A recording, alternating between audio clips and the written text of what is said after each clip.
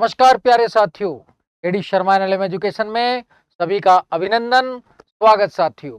और वीडियो को शेयर तो आप करना भूलते नहीं है, लाइक सब्सक्राइब तो आप करेंगे। जो फ्री का सहयोग है, निःशुल्क सहयोग जो हमारे लिए है, आप उसको करते रहेंगे। लेकिन साथियों, आज हम थोड़ी सी चर्चा करेंगे। वो मेन मुद्दा है, आज लोकसभा के चुनाव परिणाम भी हमारे सामने आए हैं, तो वास्तव में मतदान व्यवहार हमारा एक टॉपिक रहता है, उस पर भी चर्चा करेंगे। चुनाव परिणाम आए हैं, तो चुनाव परिणाम में आप जानते हैं कि भारत में एक तरफ तो एनडीए है, राष्ट्रीय लोकतांत्रिक गठबंधन, दूसरी तरफ था इंडिया गठबंधन। अब हालांकि ये बात सही है कि एनडीए गठबंधन जो पूरा है वो बहुमत के करीब पहुंच गया है, और इंडिया भी 230 के आसपास ये भी पहुंचा है। तो अब इसका बड़ा कारण क्या है कि ये के प्रभाव में क्या मोदी जी का व्यक्तित्व काम करना बंद कर, क्या राहुल गांधी जी का व्यक्तित्व अधिक प्रभावशाली हो गया है, क्या कारण है? अब मैं आपको चर्चा करता हूं, एनडीए के प्रभाव में कमी क्यों आई और इंडिया गठबंधन के प्रभाव में वृद्धि क्यों हुई। उसका सबसे बड़ा कारण आपको दिखाई दे रहा है यूपी कि राम मंदिर का मुद्दा अधिक प्रभावी सिद्ध नहीं, कि जनता ध्रुवीकरण की, धर्म की राजनीति को जनता ने पसंद, वहां पर सपा की जीत, सपा के 34 सीटें मिलना इस बात का संकेत है। फैजाबाद अयोध्या से बीजेपी का हारना इस बात का संकेत है कि राम मंदिर का मुद्दा चुनाव का आधार नहीं बन सकता। राजनीति में धर्म का प्रवेश भारतीय जनता पसंद नहीं करती। भारतीय जनता विकास चाहती है, रोजगार चाहती है, और रोजगार, विकास और महंगाई को समाप्त करना चाहती है। वहां पर कहीं ना कहीं कमी देखी गई और राम मंदिर के मुद्दे को लोगों ने पसंद।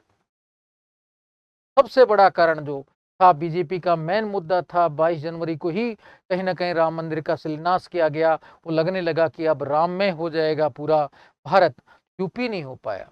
तो सबसे ज्यादा तो सफलता यहाँ लगी कि राम मंदिर का मुद्दा प्रभावी नहीं हो सका, भारतीय जनता ने ध्रुवीकरण को स्वीकार नहीं किया। दूसरी बात देखते हैं जो था, दूसरी बात में है विपक्ष की एकता।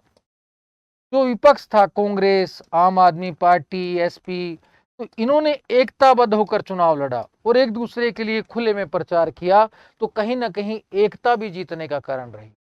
तीसरा जो कारण रहा इस गठबंधन के, एनडीए के प्रभाव में कमी आना, कि इसने अपने घटक दलों की अवहेलना की। एनडीए ने अपने घटक दलों की क्या की? अवहेलना, और वो इंडिया गठबंधन में जाके शामिल हो गए। जैसे आरएलडी था, राष्ट्रीय लोक दल, अजीत सिंह वाला, जयंत वाला, वो भी कहाँ चला गया? इधर। आरएलपी, हनुमान बेनीजीवाल वाला, वो भी इधर। ऐसे छोटे छोटे जो दल थे, बीजेपी से खुश नहीं थे और वो इधर पलायन कर गए। दूसरा, तीसरा कारण ये था कि घटक दलों की अवहेलना की किसने? एनडीए ने। ये भी एक कारण रहा। चौथा कारण देखते हैं, वो मेन कारण क्या था, वो भी आपके सामने थोड़ा है। आरएसएस की सक्रिय भागीदारी नहीं देखेगी, जैसे और चुनावों में देखेगी। इस बार थोड़ा बीजेपी से जुड़ा हुआ संघ का जो है वो भूमिका इतनी अधिक सक्रियता नहीं देखी गई।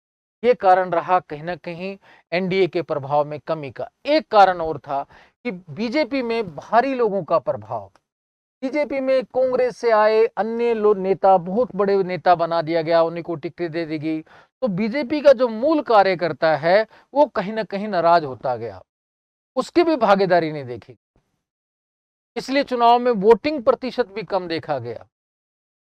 तो बीजेपी में बाहरी लोगों का प्रभाव, ये भी कहीं ना कहीं पसंद नहीं किया मूल कार्यकर्ताओं ने, तो वो भी अवहेलना हुई।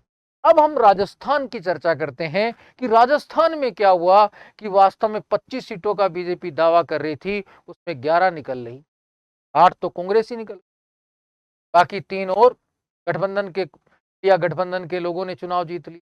भाई यहाँ पर क्या रहा कारण, तो मैं राजस्थान पर भी थोड़ा सा प्रकाश डाल दूंगा। तो उसका सबसे बड़ा कारण देखते हैं कि क्या कारण रहा कि राजस्थान में भी बीजेपी का प्रभाव कम हुआ, कांग्रेस के प्रभाव में, यानी कि जो इंडिया गठबंधन के प्रभाव में वृद्धि हुई।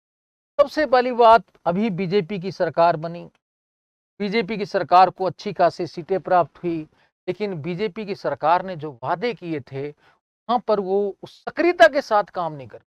जैसे एक बड़ा मुद्दा था कि पेपर लीक प्रकरण। अब पेपर लीक प्रकरण पर अभी तक कोई ठोस कार्रवाई नहीं हुई। भाई जरूरी का भी कहा था कि वास्तव में कांग्रेस ने छोड़ दिया तो भाई आप पूछताछ तो करते, आपने पूछताछ नहीं की। आरएस में भी बहुत सारे मुद्दे खुद सीएम साहब उठा रहे थे विधानसभा में कि कौन सी चक्की का आटा खाते हैं, तो भाई उस पर कार्रवाई आपने क्या की वो भी बताइए। फिर शिक्षक जो ग्रेड फर्स्ट सेकंड तीनों का पेपर हुआ था, शिक्षक ग्रेड सेकंड में तो साफ साफ बसें आती जाती दिखाई दी थी, वहां पर भी कोई कार्रवाई नहीं। फर्स्ट ग्रेड में भी पेपर कहीं ना कहीं गलियों में बिकता घूमा था, उस पर भी कोई कार्रवाई नहीं। और वास्तव में बहुत सारे लोगों ने शिकायत भी की थी, भाई 75 में से 55 अंक आ गए हैं जीएस जैसे सब्जेक्ट में, या जीएस में कैसे पॉसिबल है। और बच्चा खुद कहता है मैं 6 महीने पहले से ही तैयारी करना शुरू किया था और 6 महीने में मैंने 80% अंक प्राप्त कर लिए नेगेटिव काटते हुए। भाई हद हो गया। भाई पुराना रिजल्ट देखें, किसी का इतना परसेंट था जीएस में, तो भाई ऐसे लोगों की आपने जांच क्यों नहीं। एसआईटी में बहुत सारी शिकायत हुई लेकिन कोई फर्क नहीं। फर्स्ट ग्रेड को लेकर भी हुई, सेकंड ग्रेड को लेकर भी हुई, रीट को लेकर भी हुई, लोगों ने बताया भी, लेकिन बस एक एसआई का प्रकरण उठता रहा। उसके अलावा एसआईटी ने कोई विशेष कदम नहीं उठाया। जनता समझ गई कि ये भी वही निष्क्रिय। कहीं मैसेज ये भी जाता रहा कि मंत्रीगण काम कम कर रहे हैं, एक अधिकारी का प्रभाव इस सरकार में ज्यादा दिखाई दे रहा है, तो जनता और नाराज होती, कार्यकर्ता भी बीजेपी के नाराज होते। उधर कांग्रेस में देखें, कांग्रेस का जलवा जो था वो बढ़ा क्यों, उसमें सबसे बड़ा कारण था सचिन पायलट। सचिन पायलट का प्रभाव, वास्तव में कांग्रेस के लिए सचिन पायलट ने श्री कृष्ण का काम, श्री कृष्ण बनकर उभरे। जहां जहां टिकट दी जिन लोगों को, अपने समर्थकों को, आप देख रहे हैं कि सब विजयी। तो कांग्रेस में जो काम किया श्री कृष्ण का वो पायलट जी ने किया, और पायलट जी का प्रभाव चारों तरफ दिखाई दिया गया। जिन जिन सीटों पर दिया पायलट जी ने पूरी सक्रियता के साथ प्रचार किया, और जनता ने भी पायलट जी को सम्मान दिया। पायलट जी पहले भी 5 साल गली गली में घूमे थे, उनका आम कार्यकर्ता से जुड़ाव था। और कांग्रेस का कार्यकर्ता जो कहीं बीजेपी की तरफ भी भाग रहा था, पुनः कांग्रेस की तरफ मुड़ आया और उसने कांग्रेस को वोट देना शुरू कर दिया। पूर्वी राजस्थान में या शेखावटी क्षेत्र में आप देख रहे हैं ब्रजेंद्र ओला जी भी उन्हीं के समर्थक हैं।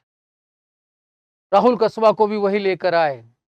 उधर बाड़मेर में भी देखते हैं कि बेनीवाल जी का लाने में पायलट जी की भूमिका थी। हरीश मीणा जी भी पायलट जी गुट के, मुरारी लाल मीणा जी भी पायलट जी गुट के, सब पायलट जी का है। तो वास्तव में श्री कृष्ण की भूमिका निभी। और जो पुरानी सरकार थी जिसने पेपर लीक किए थे, वो खुद ही हार गए। वो खाली जालोर और जोधपुर तक सीमित रहे, वो इधर आए भी नहीं। इधर पायलट जी का प्रभाव देखा गया। हालांकि ठीक है, कांग्रेस का सेनापति मौर्या था, लेकिन मौर्या तो शंख बजा रहा था अपना, वो तो अपना आज भी डांस कर रहा है मौर्या। तो मौर्या का ज्यादा नहीं ध्यान दिया लोगों ने, इसको देखा सचिन पायलट को। तो जहां जहां सचिन पायलट के जलवा बरकरार, और लगता है अगर आगे कांग्रेस पायलट जी को नेतृत्व देती है तो कुछ करिश्मा फिर हो सकता है भविष्य में। अब ये तो समय की कगार पर है। अब साथियों हम चलते हैं अपने क्वेश्चन आंसर पर। अब मैंने बता दिया आपको कि वास्तव में जो परिणाम आए हैं, इन परिणामों का कारण सबसे बड़ा यही है मेरे दोस्तों, कि सरकार बीजेपी की रहे या कांग्रेस की, जो रोजगार प्रदान करेगी, विकास के मुद्दों को प्रदान करेगी, भ्रष्टाचार को रोकेगी, त्वरित कार्रवाई करेगी, उसी को जनता पसंद करेगी। जो निष्क्रिय रहेगी और सोचेगी बस आराम से 5 साल कट जाएं, और साथ में ध्रुवीकरण या जातिवाद का नारा देगी, वो सरकार ज्यादा दिन तक टिकने वाली नहीं है। जातिवाद और धर्म के नाम पर शासन करना अब भारतीय जनता स्वीकार नहीं करेगी। भारतीय मतदाता जागरूक हो चुका है, साइलेंट वोटर की तरह चुप करके मतदान करता है। एग्जिट पोल भी देख रहे हैं आपने, सब फेल। सब बोल रहे थे यहां से ये जीतेगा वो जीतेगा, कुछ नहीं इससे पता चला। तो ये सारी चीजें